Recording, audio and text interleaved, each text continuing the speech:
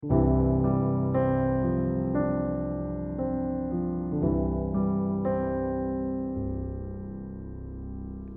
오늘은 하나님의 정하신 때라는 제목으로 말씀 나누겠습니다. 애니메이션 이집트 왕자를 보신 적이 있으십니까? 굉장히 한 20년 전에 나온 애니메이션인데 지금도 보면 굉장히 재미있고 또 웅장하고 스펙타클한 그런 영화입니다. 출애굽기는 드라마틱한 요소들이 참 많은 것 같아요. 그런데 한편으로 생각하면 출애굽기는 기다림의 연속이라는 생각도 듭니다. 노예 생활 가운데 해방을 향한 기다림, 또 구원자를 향한 기다림, 그리고 하나님의 역사 가운데 첫째, 둘째 재앙이 지나고 또 열 재앙이 지나야만 비로소 탈출하게 되고, 또 홍해물이 갈라지기까지 기다리고, 또 시내산에서 하나님이 현현하시기까지 또 기다리고, 시내산에서 모세가 내려오기를 또 기다리고, 또 성막을 만들고 하나님의 영광이 임하시기까지 출애굽기는 금세 되는 일이 없고 이스라엘 백성으로 하여금 항상 기다리게 합니다. 먼저 출애굽기 배경을 한번 살펴보겠습니다. 출애굽기는 창세기와 이어집니다. 창세기 맨 끝장 끝절이 어떻게 되냐면 이집트에서 요셉이 죽어서 그를 관에 넣는 장면으로 끝을 맺습니다. 1장 1절에 태초에 하나님께서 천지를 창조하시니라. 에덴 동산에서 시작한 생명이 이집트에서 시신을 담는 죽음의 관으로 끝을 맺고 있어요. 출애굽기 1장 7절에 보면 우리 한번 찾아볼까요? 출애굽기 1장 7절,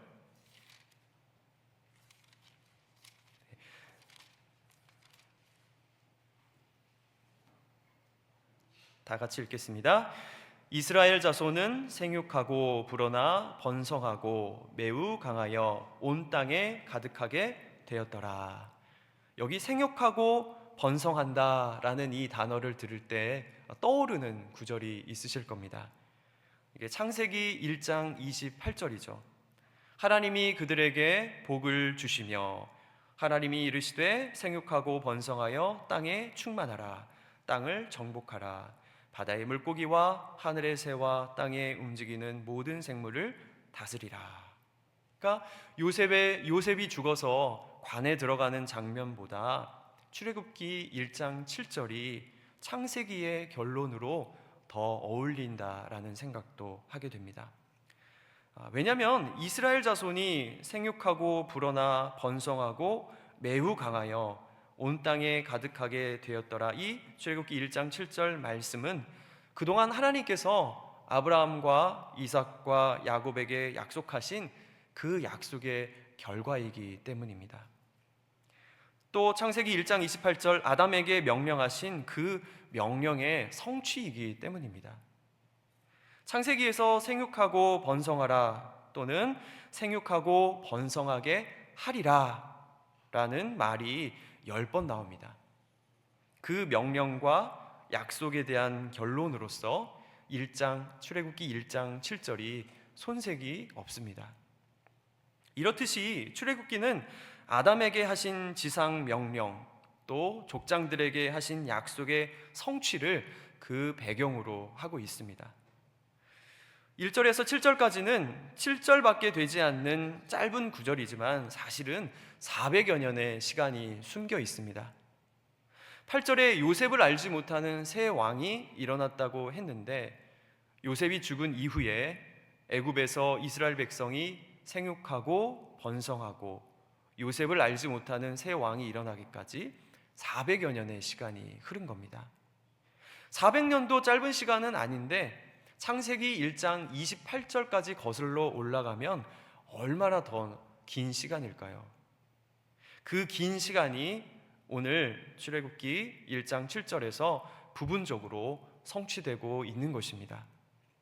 그래서 하나님은 시건하지 않는 분으로서 하신 말씀은 반드시 성취하신다는 그 결론을 기초로 하여서 출애굽기를 시작하고 있는 겁니다. 출애굽기 2장 23절에 보면 여러 해 후에 애굽 왕은 죽었고 이스라엘 자손은 고된 노동으로 말미암아 탄식하여 부르짖으니 그 고된 노동으로 말미암아 부르짖는 소리가 하나님께 상달된지라. 하나님이 그들의 고통 소리를 들으시고 하나님이 아브라함과 이삭과 야곱에게 세운 그의 언약을 기억하사 하나님이 이스라엘 자손을 돌보셨고 하나님이 그들을 기억하셨더라. 고통 가운데 탄식하는 이스라엘 자손의 부르짖음을 들으시고 또 하나님께서 아브라함과 이삭과 야곱에게 하신 자신의 언약을 기억하셨습니다. 그들이 비록 노예 생활을 하고 있지만 하나님께서 이스라엘 자손을 돌보셨다고 합니다. 그들 입장에서는 무슨 돌봄이 그러하냐라고 할 수도 있겠지만 하나님은 그들을 향한 구원 계획이 분명히 있으셨고 일하고 계셨습니다. 구약 성경에서 하나님의 기억은 인간의 기억과는 다릅니다. 하나님께서 그들을 기억하실 때는 그 행위까지도 포함되는 기억이기 때문이에요. 그들뿐만 아니라 지금 여기 계신 저와 여러분 모두 주님의 기억하시는 자인 줄 믿습니다. 그렇기 때문에 우리를 기억하셨기 때문에 독생자 예수 그리스도를 우리에게 내어주셨던 것이 아닐까요? 어떻게 모르는 자를 위해서 자기의 아들을 대신 죽게 할 수 있겠습니까? 우리를 기억하셨기 때문입니다. 주님 오시는 그날까지 주님의 기억 속에 우리 모두가 있기를 소망합니다. 사도행전에서도 스데반 집사님은 이런 말씀을 하시죠. 사도행전 7장 17절에 보면 하나님이 아브라함에게 약속하신 때가 가까움에 이스라엘 백성이 애굽에서 번성하여 많아졌더니, 그러니까 이스라엘 자손이 애굽에서 번성한 것이 우연이 아니라는 것을 알 수 있습니다. 스데반 집사님은 이스라엘의 번성이 하나님께서 아브라함에게 하신 약속의 때가 가까웠기 때문에 번성한 것이라고 말을 하고 있습니다. 오늘 본문 말씀을 보면 홍해 바닥이 마른 땅이 되기까지 밤새도록 강한 동풍이 불었다는 것을 알 수 있습니다.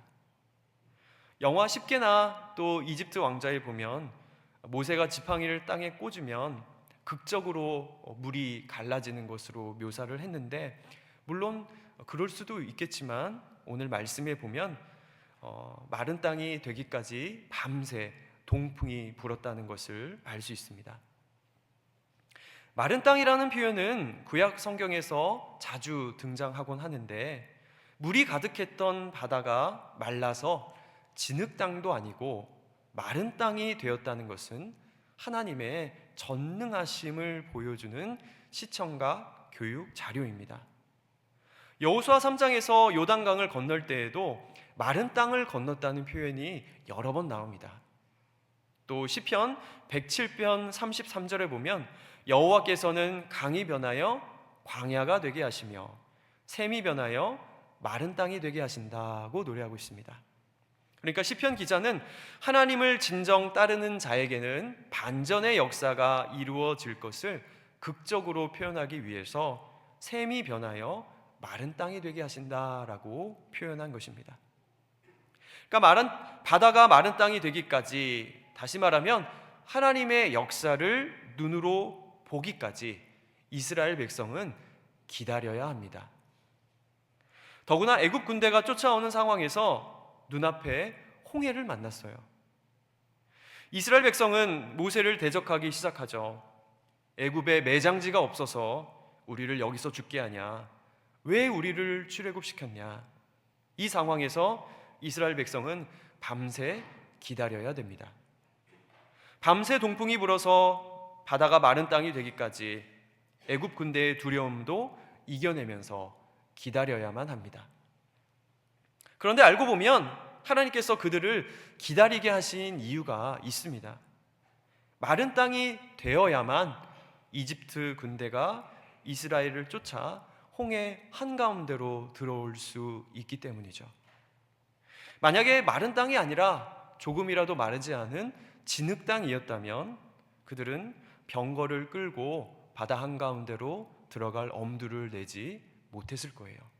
그런데 마른 땅이기 때문에 그들은 자신 있게 이스라엘 백성을 잡으러 바다 한가운데로 뛰어드는 것이죠.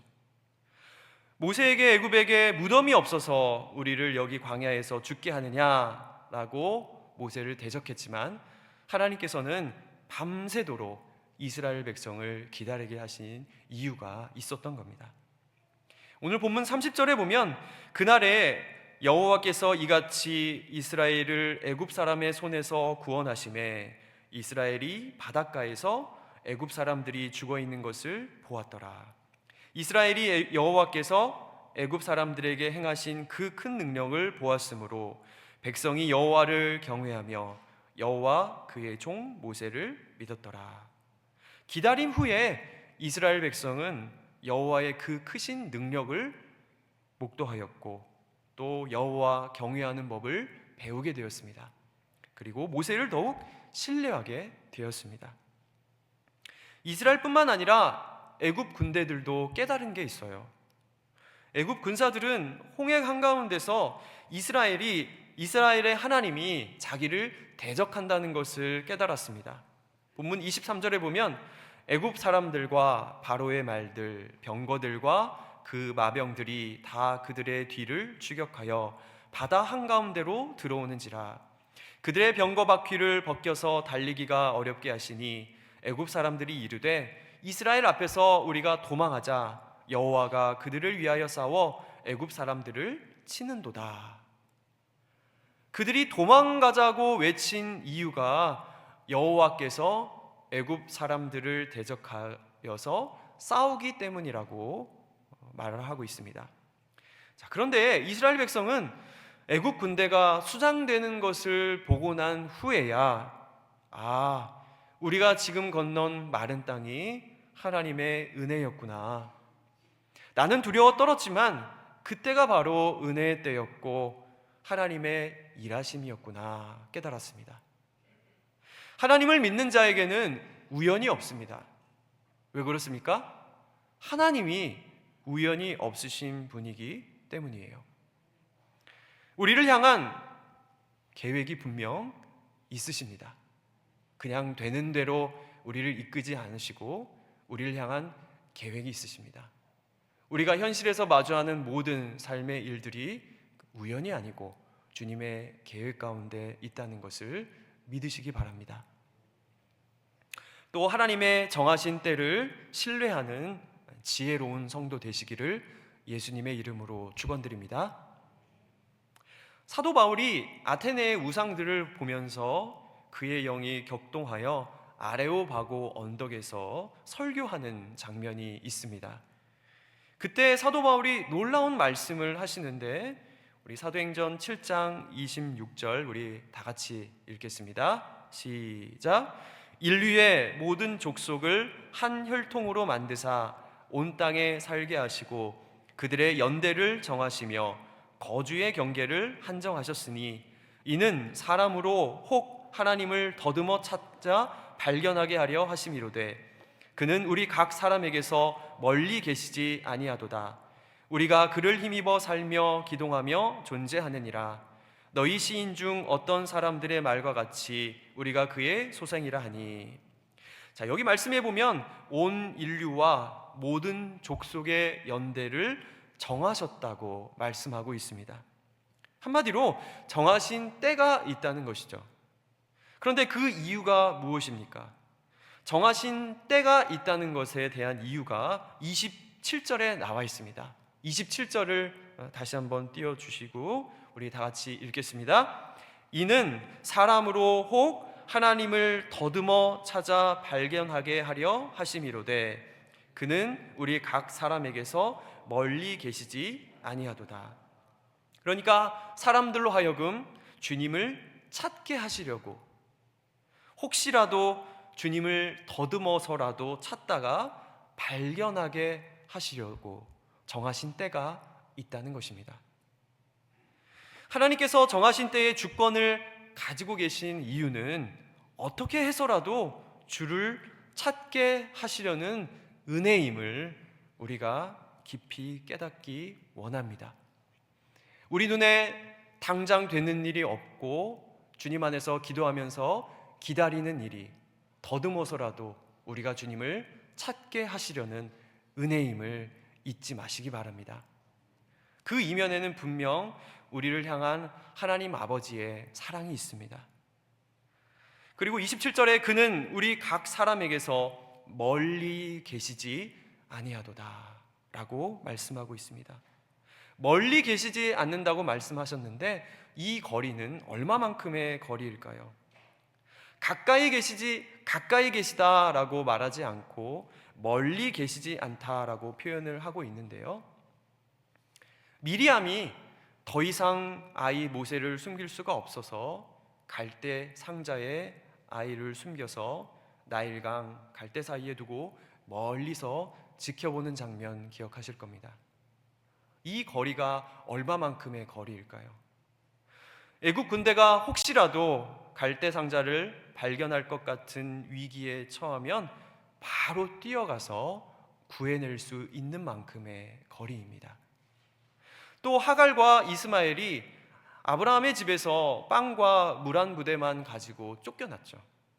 그리고 브엘세바 광야에서 방황할 때 빵도 떨어지고 물도 떨어지고 죽어가는 아들을 참아 보지 못하겠다고 고백합니다.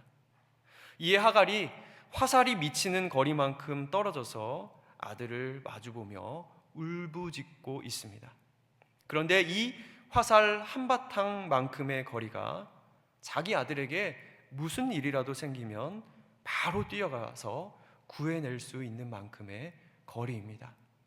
사도 바울이 말한 그가 멀리 계시지 아니하도다의 거리일 겁니다. 그는 우리 각 사람에게서 멀리 계시지 아니하도다라고 말한 그만큼 떨어져 있습니다.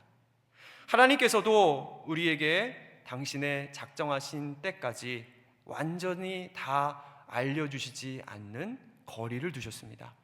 그것은 혹시라도 더듬어서라도 하나님을 찾고 발견하게 하시려는 하나님 아버지의 사랑이고 은혜인 줄 믿습니다. 그러나 혹여라도 우리에게 무슨 일이 생긴다면 즉시 도움을 주실 수 있는 거리에 우리 주님이 계심을 믿으시기 바랍니다. 사단은 우리로 하여금 미래에 있을 하나님의 역사를 가리우고 기다리지 못하게 하고 조급한 마음이 들게 합니다. 그리고 또 낙심하는 마음을 불어넣죠. 우리 또한 믿음이 연약하여서 자꾸 인간적으로 생각하고 하나님을 잠잠하게 바라보지 못할 때가 많이 있습니다. 그러나 밤새 기다려야 하는 이유가 있지 않았습니까? 마른 땅이 되어야 애굽의 그 큰 전차 부대가 이스라엘 백성을 쫓아 물 한가운데로 들어올 거잖아요. 진흙이라면 들어갈 생각도 못했겠죠. 열재앙을 경험하고도 아직도 여호와 하나님을 모르는 애굽 백성과 열재앙을 경험하고도 아직도 여호와 하나님에 대해서 잘 모르는 히브리 사람들이 별반 다르지 않은 것 같아요. 그러나 우리는 오늘 이 말씀을 통하여서 하나님의 정하신 때가 있구나, 여호와의 능하신 손이 예비되었고 바다를 마른 땅으로 마르게 하실 수 있는 우리 하나님은 능력 있는 분이시구나를 깨닫게 됩니다. 또한 물리적 거리는 얼마만큼의 거리입니까? 언제든 주님이 도움을 주실 수 있는 만큼의 거리예요. 다시 말하면 사랑의 거리인 거죠. 우리의 퍽퍽한 삶의 현실 가운데 애굽 군대가 더 눈에 들어오겠지만 우리는 믿음의 눈을 가져야 합니다. 주님이 눈에 보이지 않는다고 해서 아무 일도 하지 않는 분이 아니세요. 마른 땅을 준비하고 계십니다. 주님은 우리가 진실된 마음으로 가난한 심령으로 기도하면 언제든지 달려와서 우리에게 도움을 주시는 그 거리에 계시는 줄 믿습니다. 기다림 가운데 우리는 불평할 수도 있지만 나도 미처 알지 못하는 하나님의 정하신 때가 있음을 깨닫기를 원합니다. 그리스도인에게 어쩌면 주 안에서의 기다림은 필연일 수 있습니다. 눈에 보이는 애국 군사만을 두려워하여서 마른 땅 위를 걷기까지 기다려야 한다는 것을 모르는 이스라엘 백성처럼 하나님의 정하신 때를 신뢰하지 못하는 우를 범하지 않으셨으면 좋겠습니다. 지금도 여전히 일하시는 주님을 바라보는 복된 성도 되시기를 예수님의 이름으로 축원드립니다. 요즘 새벽기도 본문이 민수기 말씀입니다. 제가 은혜 받은 말씀을 나누고 싶습니다. 민수기 22장에서 24장이 발람 사건의 이야기인데, 모압 왕 발락이 이스라엘의 수가 많은 것을 보고 질에 겁을 먹고 이스라엘을 저주하려고 합니다. 발람 선지자에게 복채를 주어서 저주하도록 사주를 하는 거죠. 성경에서 짐승이 말을 하는 게 2번 나오는데, 창세기 3장의 뱀과 민수기 22장의 나귀 2번밖에 없습니다. 발람이 보지 못하는 것을 나귀가 보기 때문에 발람과 나귀 사이에 필연적인 갈등이 있을 수밖에 없습니다. 이스라엘을 저주하러 가는 발람을 막아서는 여호와의 사자를 나귀는 보고 발람은 보지 못하기 때문에 갈등이 있는 것이에요. 나귀가 막아서거든요. 방향을 자꾸 틉니다. 그런데 이 방향을 트는 것이 여호와의 사자가 앞에 버티고 있으니까 방향을 트는 것인데, 여호와의 사자를 보지 못하는 발람은 나귀를 채찍으로 때리고 또 지팡이로 때립니다. 그때 나귀가 말을 합니다. 왜 때립니까? 라고 말을 하죠. 제가 드리고 싶은 말씀은 이 발람 사건이 기록되는 이 3장의 기간 동안에 이스라엘은 이런 사건이 있었다는 것을 전혀 몰랐다는 것입니다. 발락의 저주 시도와 하나님의 개입은 이스라엘이 전혀 알지 못하는 사이에 진행되었어요. 이스라엘은 하나님이 자신을 돕고 있다는 사실을 전혀 알지 못했습니다. 그들이 알지 못한 사이에 하나님은 그들을 3번이나 축복을 하셔요. 이 3번의 축복의 말씀 중에 저는 이 말씀이 가장 은혜가 되는 것 같아요. 민수기 23장 21절을 우리 다 같이 읽겠습니다. 야곱의 허물을 보지 아니하시며 이스라엘의 반역을 보지 아니하시는도다. 여호와 그들의 하나님이 그들과 함께 계시니 왕을 부르는 소리가 그 중에 있도다. 이스라엘 백성에게 그렇게 당하셨으면서도 야곱의 허물을 보지 아니하신다. 그들의 반역을 보지 아니하신다. 이 말씀을 읽을 때 참 감동이 되었습니다. 이스라엘과 마찬가지로 저도 또 우리도 우리 주님을 무시로 떠나고 또 의지하지 않지만 우리의 반역을 보지 않는다고 말씀을 하십니다. 그리고 여호와 하나님이 그들과 함께 계신다고 말씀을 하십니다. 그러므로 참된 신자들은 당장 눈에 보이는 것들, 또 부정적이고 불편한 것들만 볼 것이 아니라 하나님의 섬세한 손길과 그 은혜를 알아보는 믿음의 눈이 있어야 합니다. 하나님이 멈추시지 않는 한 우리의 삶에 이러한 하나님의 섬세한 손길은 계속될 것입니다. 하나님은 발람의 계략을 역으로 이용하시는 분이고 저주를 축복으로 바꿀 수 있는 능력 있는 분이십니다. 성도 여러분, 주님 안에서의 기다림은 축복의 전 단계입니다. 주님은 멀리 계시지 않습니다.